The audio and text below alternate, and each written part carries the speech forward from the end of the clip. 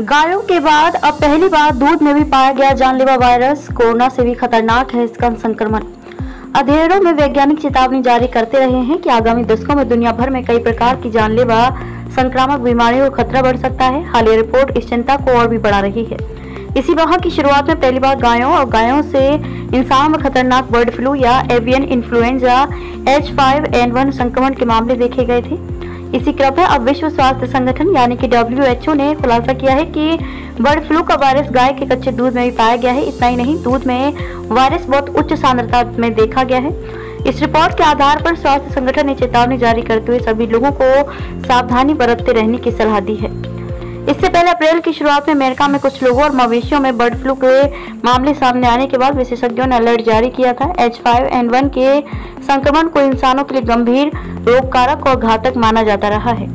इतना ही नहीं, वैज्ञानिकों का कहना है कि इंसानों में H5N1 का संक्रमण कोरोना से कई गुना घातक हो सकता है। स्वास्थ्य अधिकारियों ने इस बात पर जोर दिया है कि सुपरमार्केट में उपलब्ध पाश्चुरीकृत दूध उपयोग के लिए सुरक्षित रहता है।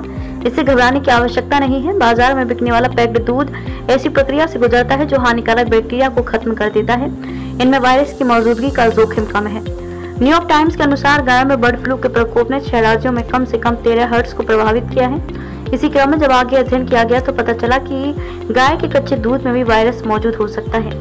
गौरतलब है कि सबसे पहले साल 1996 में बर्ड फ्लू का मामला सामने आया और तब से इसमें नाटकीय रूप से वैश्विक स्तर पर वृद्धि हुई है।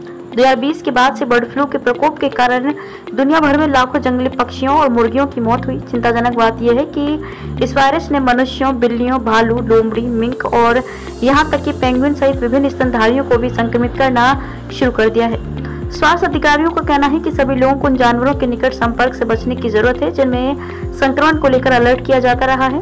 विश्व स्वास्थ्य संगठन में वैश्विक इन्फ्लुएंजा कार्यक्रम के प्रमुख वेंकिंग झांग ने हाल ही में एक ब्रीफिंग के दौरान कहा कि मौजूदा प्रकोपों के दौरान पक्षी से गाय, गाय से अन्य गायों और गाय से इंसानों में भी वायरस का संचरण रिपोर्ट किया गया है, जो बताता है कि वायरस ने संक्रमण के अन्य मार्ग ढूंढ लिए हैं। दूध में वायरस के पाए जाने के बाद झांग ने कहा कि लोगों के लिए सुरक्षित खाद्य व्यवस्थाओं को सुनिश्चित करना महत्वपूर्ण है, जिसमें केवल पाश्चुरीकृत दूध के ही सेवन को फिलहाल उपयोग में लाया जाना चाहिए, जिससे कि उनमें किसी भी प्रकार के वायरस की मौजूदगी के खतरे को कम किया जा सके।